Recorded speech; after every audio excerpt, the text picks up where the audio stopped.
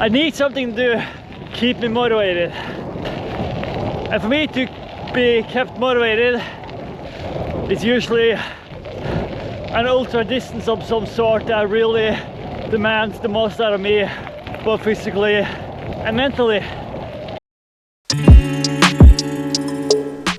We gotta talk Markagram, so let's go out for a spin and do that.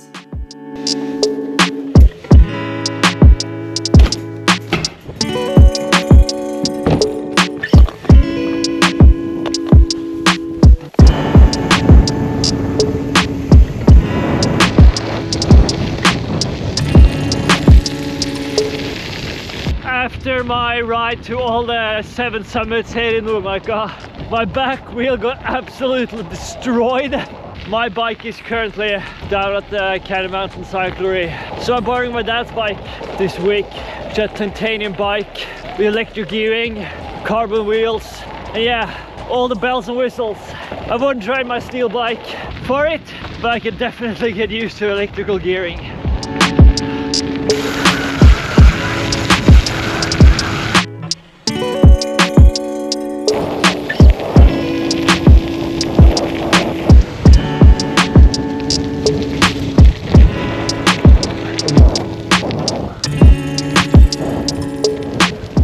Gonna ride a little bit and then we get into today's business.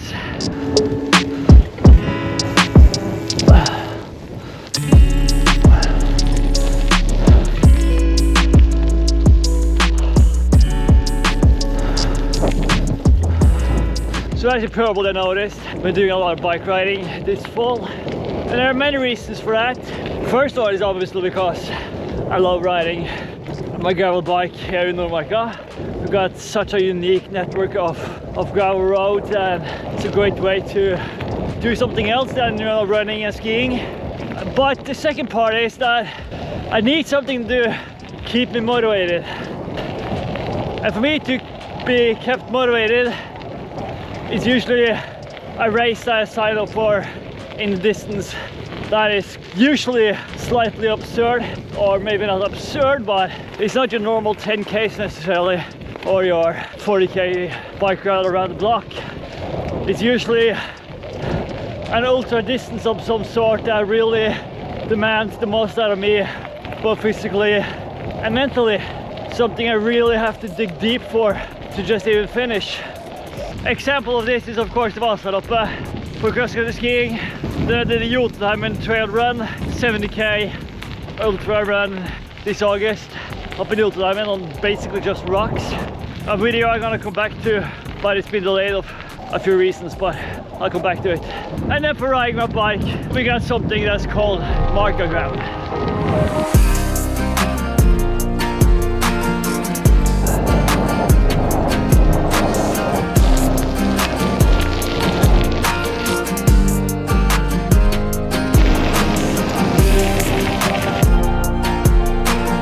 Markagram is a brevet. It's not a race, it's a brevet, which I should have done proper research on what exactly is before I started this video. But in broad strokes, it's basically you get handed 4 checkpoints and you have to make your own route to these checkpoints, and you have to prove to the race organizers that you've been there, because it's usually a self-supported bike race, except it's not a race. Except it's a race because obviously first one to the finish wins, but it's called a brevet. This is super confusing, but the point is you make your own route, but you have to go through those 4 checkpoints and you have to prove to the organizers that you've been there, usually by a card of some sort. But in Markagram's case, it's tarot cards that we get handed to us at the riders meeting, and that's put out in the forest at certain checkpoints. So we gotta bring back the tarot cards that we get handed out at the riders meeting.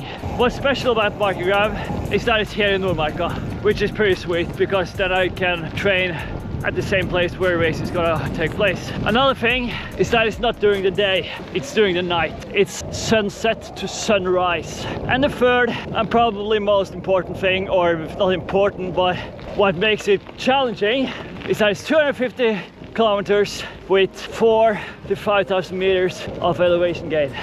In other words, it's no joke, and it's just what I need in the fall to keep me motivated to ride my bike. Come sunshine, come wind, come mechanical troubles, come rain. Yeah, everything, nature and the bike and everything else gonna throw at me. I'm gonna be prepared for it.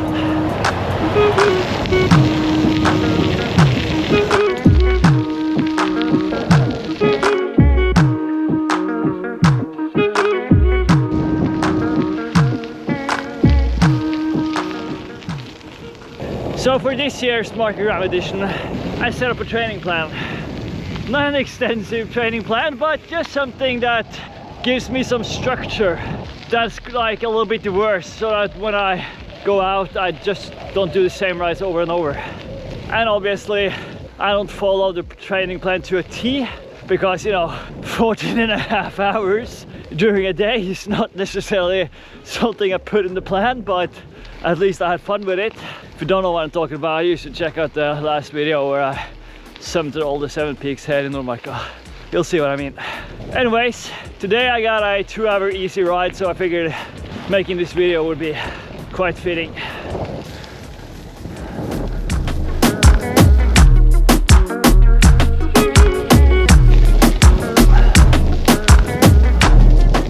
We're gonna descend now back down to the cafe. So let's go in there, have a coffee, maybe some pastry, and then let's talk a bit more about Markagram and what my goals are and how I'm gonna solve it and such.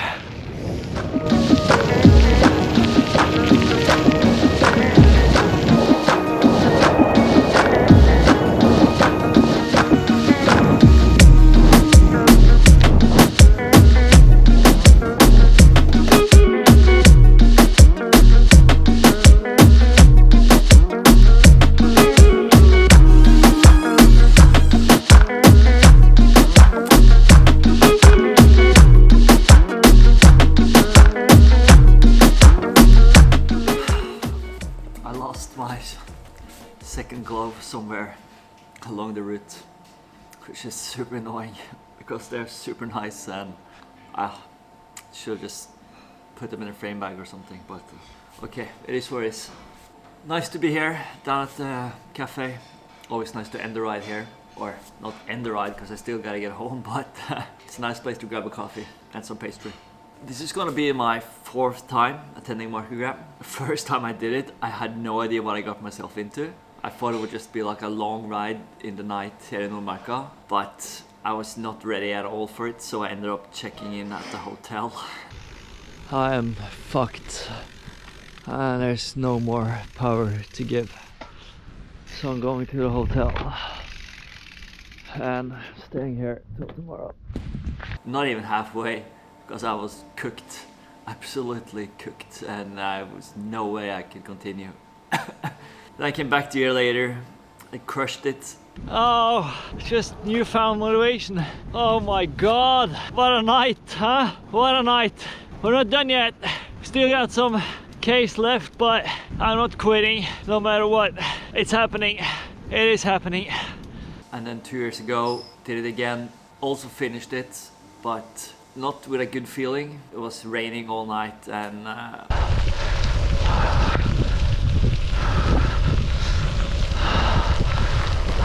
I remember I had a backpack with me, and I put all my wet clothes in the backpack, and I rode with the backpack for like 150 km or something. It was horrible.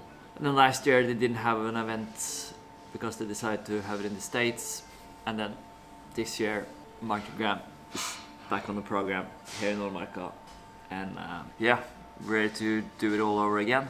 And that's why I've been riding my bike so much this fall, because you cannot become over prepared for Markagram. There's nothing that's called being over prepared for it, that's for sure. But I definitely feel quite good now on my bike these days. But yeah, it's a brutal race. It's in the middle of the night. You have to know how to navigate.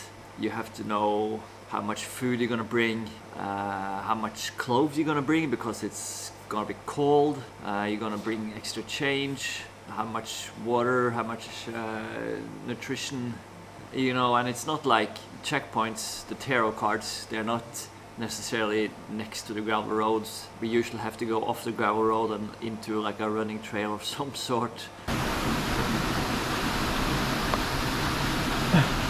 And look for the tarot cards underneath a tree or in a creek, or yeah, it's always something yeah, crazy places where we have to find the tarot cards. So Sun's out, guns out. it's not that straightforward always. And that's what makes it kind of cool and challenging, but at the same time, you kind of hate life a little bit in the middle of it, that's for sure. But I'm excited, and my plan is to ride with 2 other guys this upcoming edition. And also, of course, I'm gonna bring you with me and try and make a small documentary out of it, like a proper one, like talk to some people and find a little bit more about Markagram as a whole, what it's all about and what it represents and the philosophy behind it and everything, and why somebody decided to host such an event and why people attend it. Which is, yeah, there's a lot of questions that need to be answered. So now you know, Friday the 25th of October, 8 o'clock, rolling out of Rolleux Cafe down in the city into the forest for this year's edition of Markagram.